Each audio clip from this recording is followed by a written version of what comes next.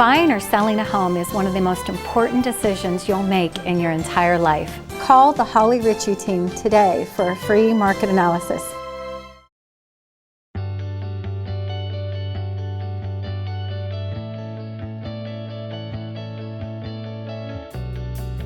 All right, so years ago, I was in the hospital and I had a routine tonsillectomy and a lot went wrong, but I wound up being in a medically induced coma. And during my time in the hospital, there were so many people who went out of their way to be incredibly kind. And I saw that the smallest act of kindness made the biggest difference. And I knew that I wanted to do that somehow for children. I just wasn't sure how. So at first I thought about the medical field, maybe child welfare law, but then I had so many incredible teachers along the way. In high school, I saw a lot really go out of their way to make sure that students didn't slip through the cracks. And between watching that and then being on our school's continuous improvement committee, I really felt I could make the biggest difference as an educator, and it sealed the deal. And I decided to go into teaching from that.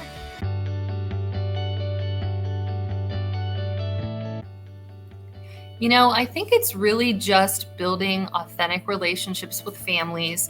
When families and students know that you care and that you see them and you truly have the child's best interest at heart, I feel like that kind of comes very naturally, and you can't really educate kids or be there for them in the right way until they see that. So I would have to say just building relationships with families and students. You know, early on, I was so worried about the standards and sticking to a timetable and having so many things taught in each month.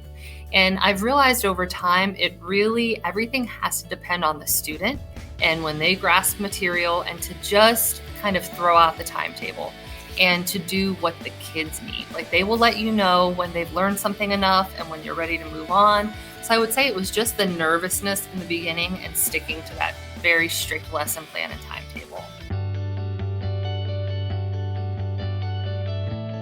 You know, there are so many in the past, from Dr. Martin Luther King Jr.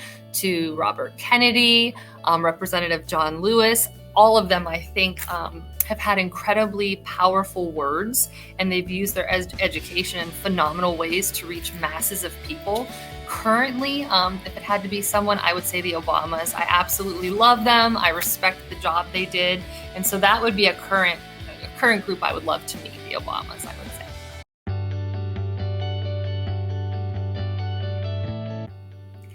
So, you know, I would have to say just shock. I was so surprised when I was nominated and so humbled. And I thought, okay, well, you know, I'll answer the essays and I'll apply, but never meet.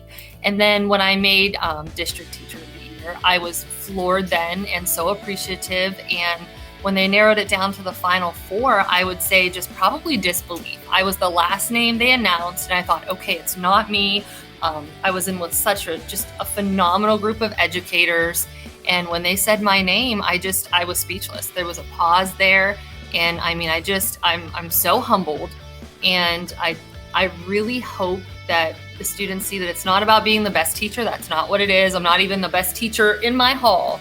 But it's just about being able to use your voice to kind of raise and elevate others and maybe bring concerns to light and just kind of be a representative for the educational force. So completely humbled, very shocked, and I'm so happy. So happy.